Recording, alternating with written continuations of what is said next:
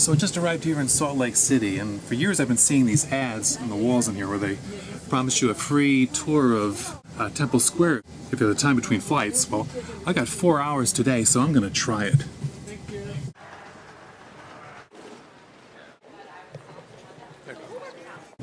So this is the real leap of faith, going back through security, leaving the terminal. Looking for door 13. Nice man just told me door 13's down here.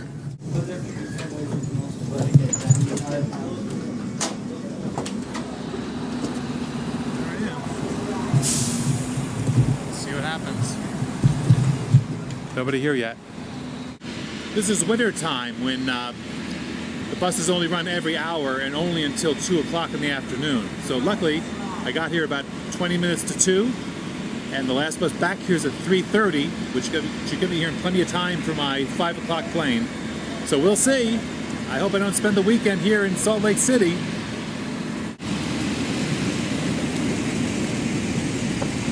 Hello.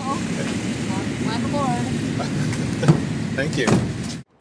I was picked up by a lovely couple named Janet and Marty, who on the brief drive downtown told me about the Great Salt Lake, the local industries, and how their ancestors came over those mountains in the 1800s to help settle Salt Lake City as the seat of the Church of Jesus Christ of Latter-day Saints.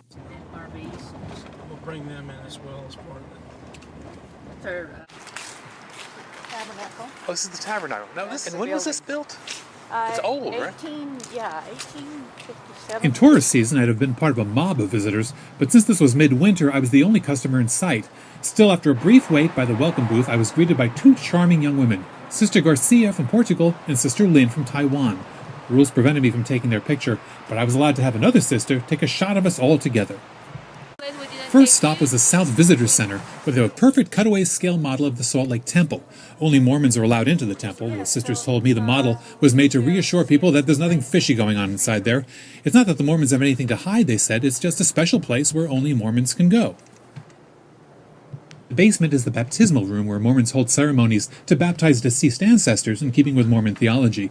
You see, Mormons believe we stay part of our earthly family into eternity. That's one of the reasons members of the faith are so famously devoted to the idea of the family unit.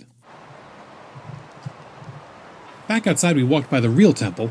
Temple prayer is a huge part of the Mormon experience. But the sisters told me Mormons take prayer one step further.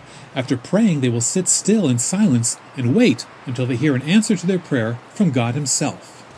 The big tourist draw at the Temple Square is the Tabernacle, where the Mormon Tabernacle Choir performs. It was built in the mid-1800s, and the Mormons are very proud of its acoustics. The sisters had me sit down in a pew near the back, and from nearly 180 feet away, Sister Lynn demonstrated the acoustics by tearing a piece of paper,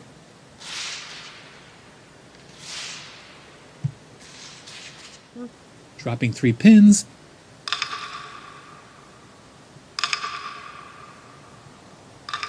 and 1 coin.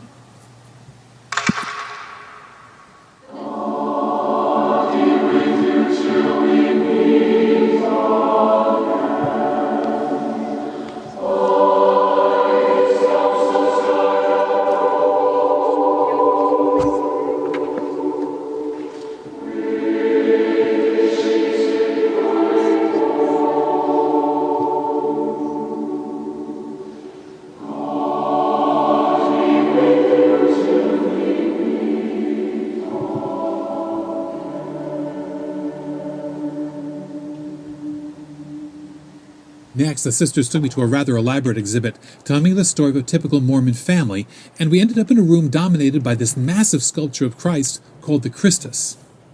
Then, well, they left me.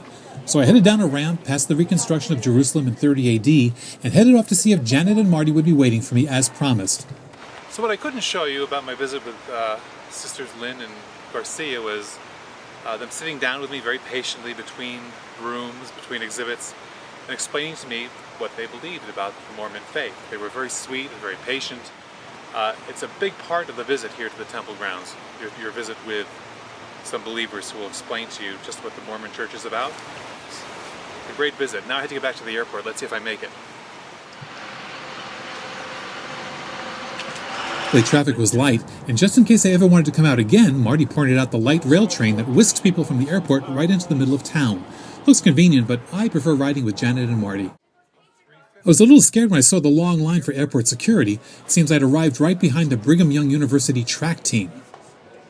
Still, I was through security in plenty of time. Well, that's it. The Mormons kept their word. They got me back on time. I knew they would. A few years ago, I had 3 hours to kill in Rome before I was being picked up by a bus at the airport. So I got a cab and I had the guy take me to see everything I could see in 3 hours in Rome. This wasn't anything like that. It was different, but it was interesting, and it was also a chance to get to know some people and a kind of people and a background that I had really given very little thought to. So I'm glad I did it. Now I'm ready to go home.